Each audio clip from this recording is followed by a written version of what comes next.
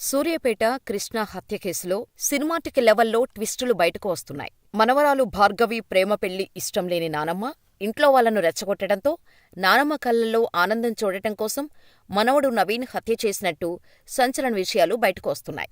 2 నెలలుగా హత్యకు ప్లాన్ చేసినట్టు తెలుస్తోంది. కృష్ణ హత్యలో 6గురు కీ రోల్ పోషించింది నిజమేనా?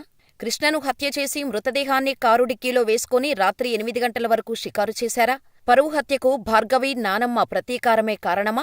ప్రాణస్నేహితుడే నమ్మించి ప్రాణం తీశాడా? పోలీసులు ప్రాథమిక విచారణలో బయటకు వచ్చిన నిజాలేమిటి?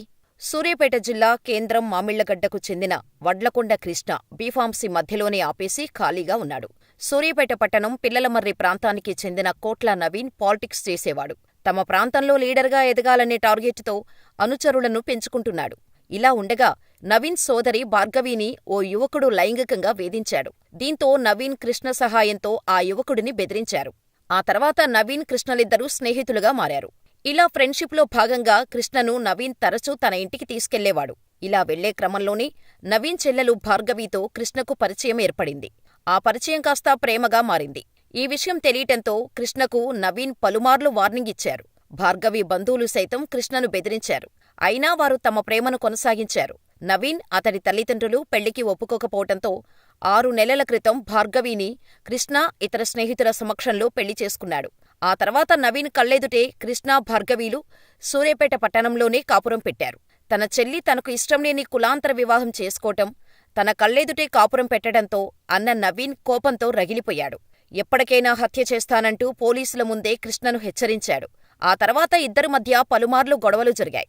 దీనికి తోడు నానమ్మ బుచ్చమ్మ పోరు ఎక్కువైంది. పెళ్లి చేసుకున్న రోజు నుంచి సూటిపోటి మాటలతో కొడుకు, మనవడు నవీన్ను రెచ్చగొట్టేది. పెళ్లి చేసుకుని వెళ్లిపోతే ముద్ద ఎలా దిగుతుందరా అంటూ నిత్యం తిట్ల పురాణం మొదలుపెట్టడంతో కోపంతో రగిలిపోయిన నవీన్ నానమ్మ కళ్లల్లో ఆనందం చూసేందుకు కృష్ణను హత్య చేయటానికి ప్లాన్ వేశాడు.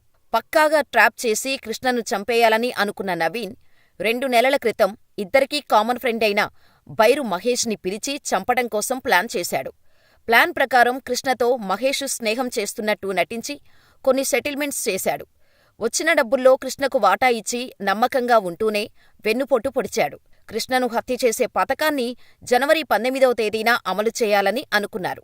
అయితే ఆ ప్లాన్ ఫెయిల్ అవటంతో జనవరి 27వ తేదీ ఆదివారం రాత్రి కాపు కాసి బైరు మహేష్ సహాయంతో హతమార్చారు. ఆదివారం ఇంట్లో ఉన్న బైరు మహేష్ ఫోన్ చేయటంతో కృష్ణ సాయంత్రం 5 గంటల సమయంలో ఇంటి నుంచి బయటకు వెళ్లాడు.